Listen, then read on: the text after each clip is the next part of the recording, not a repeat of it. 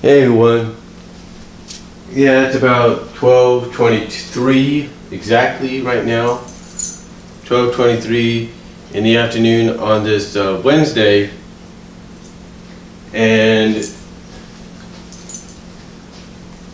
I thought I'd talk to you guys about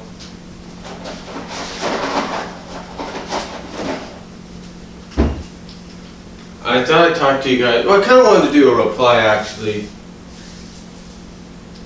I kind of want to do a little bit of a reply to a video I did about the YouTube censorship.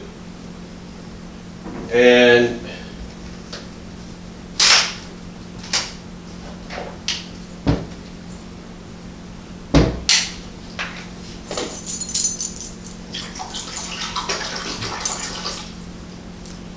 hold on for a sec, just putting some water down for my dog. But yeah, I wanted to talk about the whole YouTube censorship deal, the video I did on it. And there's a couple of colleagues, friends of mine on YouTube and Facebook that are kind of not really going back and forth, but kind of, asking, how people that montage or don't montage the videos can be affected, as much as those that do. And when I look at something like that, and I know those two friends of mine are not the only ones that are questioning this, because I know there's several others, I look at it as almost a four-level deal. A four-level deal. See, the first level is like where I'm at. The first level is like where I'm at. I'm not monetizing or anything like that. I make money basically by working at a retail store like super giant, if you will, like Walmart. I work there, that's how I make my living, that's how I make my income. So I don't worry about that. So I don't worry about, monetizing, my videos on my channel just to make that extra income. It would be nice, but I don't do it along with many others because it would basically put us in a situation that wouldn't be good. Now, I'm not trying to say that those that monetize don't have a right to do so. They do. You want to make money off your channel, off your videos that you upload, that's totally your choice. That's totally your choice. But with that said,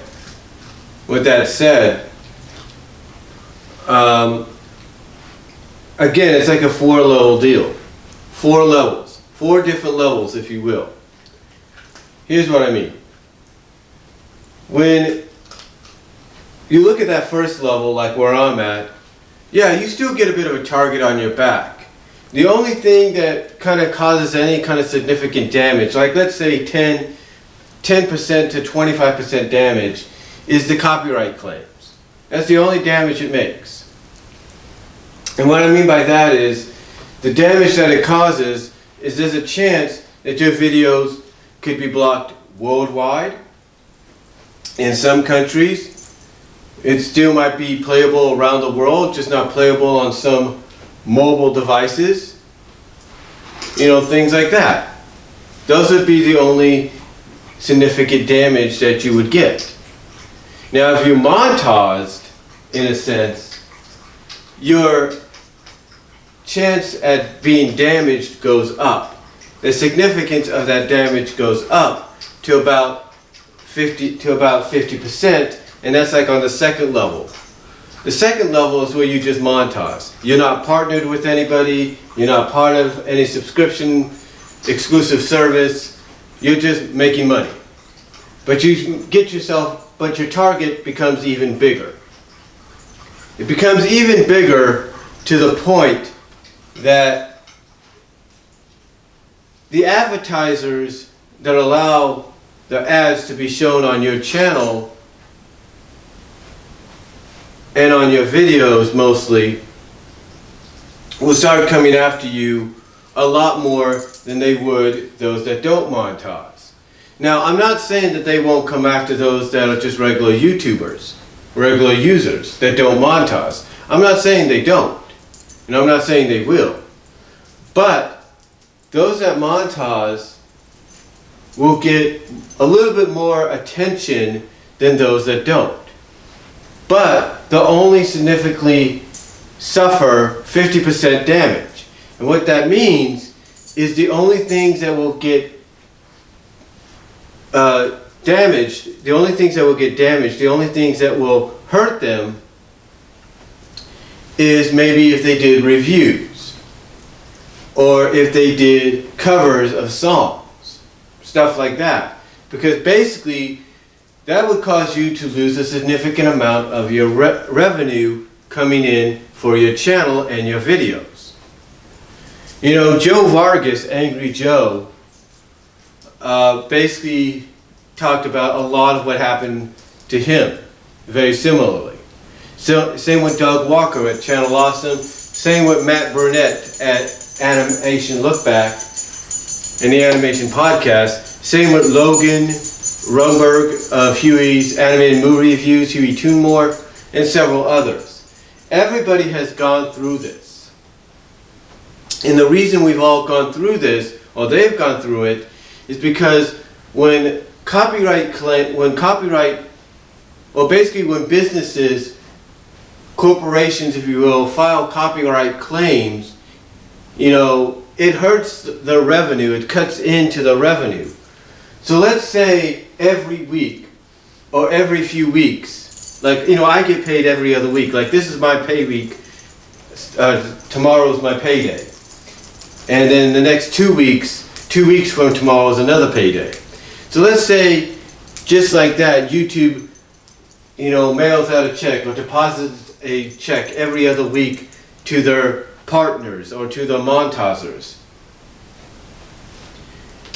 If you expect maybe to get a check of, let's say, on average maybe 800, 500, or 1,000 a week or every other week, and you see a significant chunk of that gone, and you wonder what happened, and then you check your channels, that's where the copyright claims come in. That's where the ad revenue gets taken away, because advertisers will notice maybe you're saying things that they don't agree with. You see, it's things like that that hurt you the most. Now that's just a significant, now I don't know how much of a significant chunk it is depending on how much copyright you have, whether it's being used with permission, because, you know, the companies are like, hey, at least it's out there, you know, no big deal, they're advertising for us, they're talking about it, they're getting the word out. Or it's just a small percentage. I look at it as being like, maybe you're just having, not half, but I would say you're getting 25% of your revenue taken away. That 50% damage equals maybe 25% of your revenue being taken away. And that's only at that second level where you decide to monetize. When you get to that third level, that third tier, this is where it gets a little bit more critical. A little bit more like, okay, we got to watch what we do, say, or whatever. And that's where you partner with outside groups. Like Tubby Timu, he's partnered with Mashimina. Same with, I think, Octobotamus and Bolt Matrix. And I think they have similar partnerships with the same people, if not similar people. Same with Cinemassacre, maybe partnering with Screw Attack.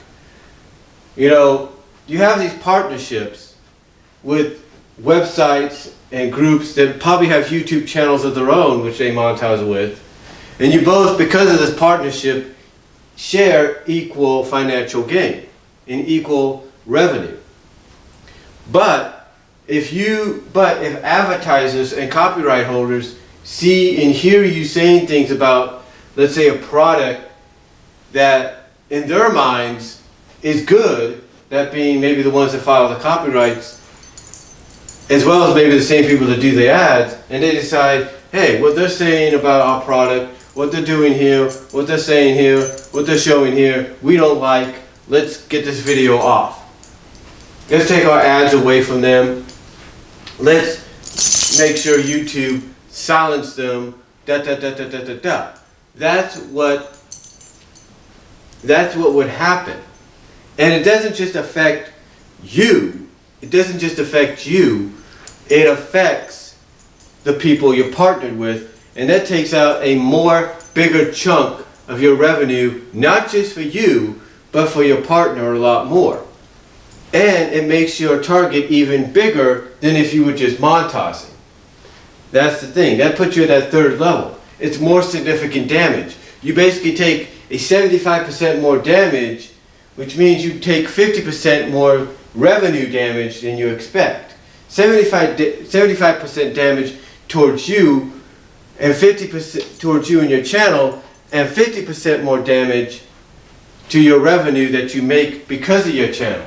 Because your videos,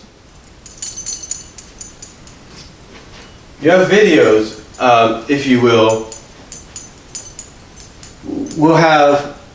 be targeted a lot more than, let's say, the ones that just monetize, or even the ones that don't monetize.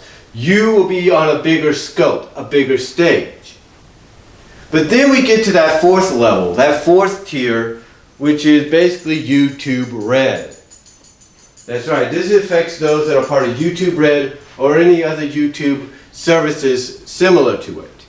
Where it's part of that, where you are part of that subscription service of YouTube Red, and you're treated almost on equal ground of, let's say, a network, a broadcast network show, but on the YouTube level, but with backing of YouTube, similar to, let's say, Marvel doing shows on a Netflix series. Basically, you are on a bigger pedestal. You are on the grand stage. You are basically in front of the entire world, more so than anything. You are on equal footing of network and cable shows. And just like with network and cable shows, if you're the host or the hostess or co-hosting or whatever, and you say or do something, even in a vlog on your YouTube Red, on your channel that's part of YouTube Red, even if it's a vlog, a blog, if you say or do something, if you shoot, what have you, if you shoot and say how you feel about something, like maybe you don't agree with what Donald Trump is saying, or Hillary Clinton is saying, or you don't agree with what Nintendo or Sega's doing, or stuff like that,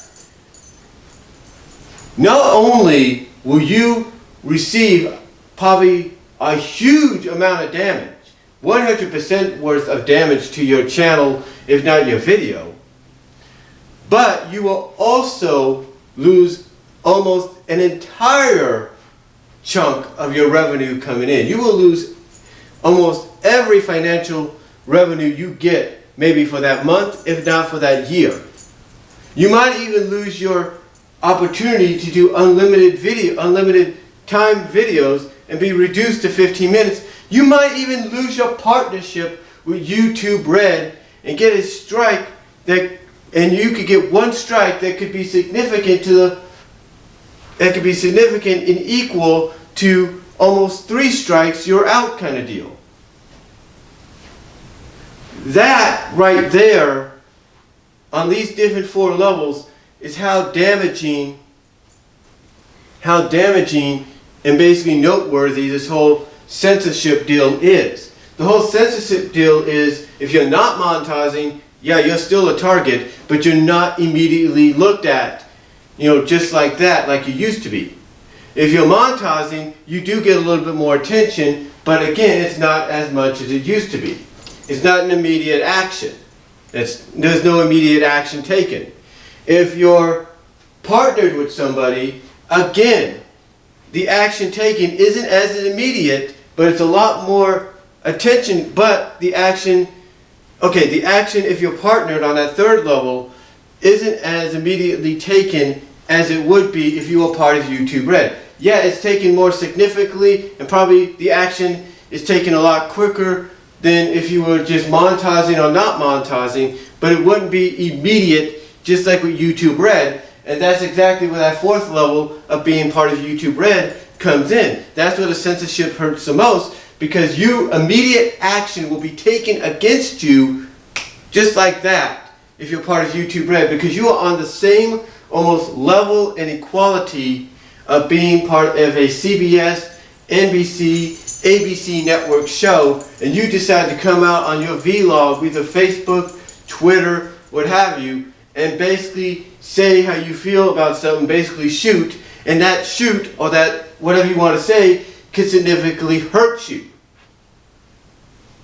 So in a sense, yes, we are all targets, but the higher we are on that YouTube pedestal, the bigger the target we become. The more attention we get, the bigger the censorship becomes. You're small, non-monetizing, the censorship, yeah, it's still in effect, but it's not, no immediate action is taken for maybe quite some time. You monetize, yeah, there's immediate action taken, but just like if you're not, the action isn't taken right off the bat. It might be a little while. If you're partnered with somebody, yeah, action might be taken, but it won't be as swift and quickly as if you were part of YouTube Red. It might be within the next week or so. YouTube Red is almost, in my opinion, the censorship and all that could be immediately, like overnight. So what you have to do if you're part of YouTube Red is you got to be careful about what you say or do. Same with if you're partnered. You got to be careful about what you say or do, even though you won't have immediate action taken against you, if not for maybe another week or two. If you monetize, then yeah, you'll have, if you're just monetizing and you know that's it, yeah, you'll have immediate action taken on you, but it probably won't be for a month or so. Maybe 2. And if you're not monetizing, yeah, you'll have immediate action, but it won't be taken for maybe quite some time. It'll take longer. Basically, the higher the pedestal, folks, the higher the pedestal,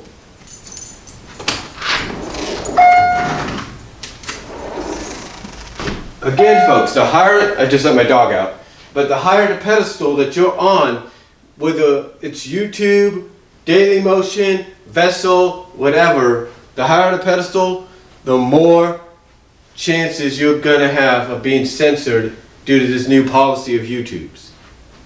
The more chance, the bigger the chance.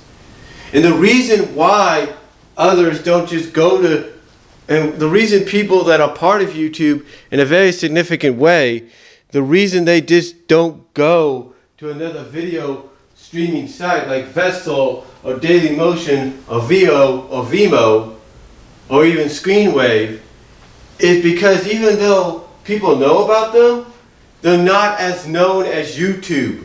YouTube is a global conglomerate that basically you could ask somebody that's not on the internet as much, and you could ask them, hey, do you know what YouTube is? And they'll tell you right off the bat what YouTube is, what it's about, maybe even who's a part of it.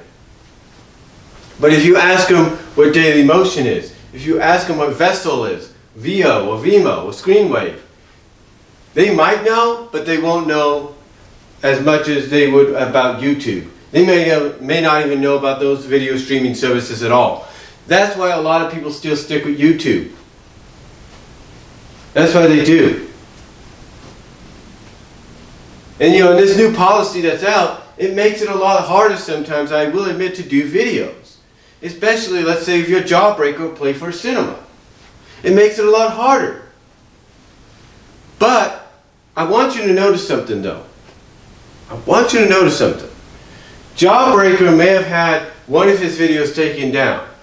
You know, I have a fan vid of Rescue Rangers called Girls Just, with the song Girls Just Want to Have Fun in there. And I would put it up, but I know that there might be certain pictures that I didn't even know would be that bad to be, you know, would be considered risque, if you will, that I used in that video back in 2004. So I know that if I was to upload that, I could get a strike. I could get copyrighted. I could have my video taken down, if not my channel. And I'm not even monetizing, but I know the risk. But again, the higher level you get, the higher the pedestal you are, whether you're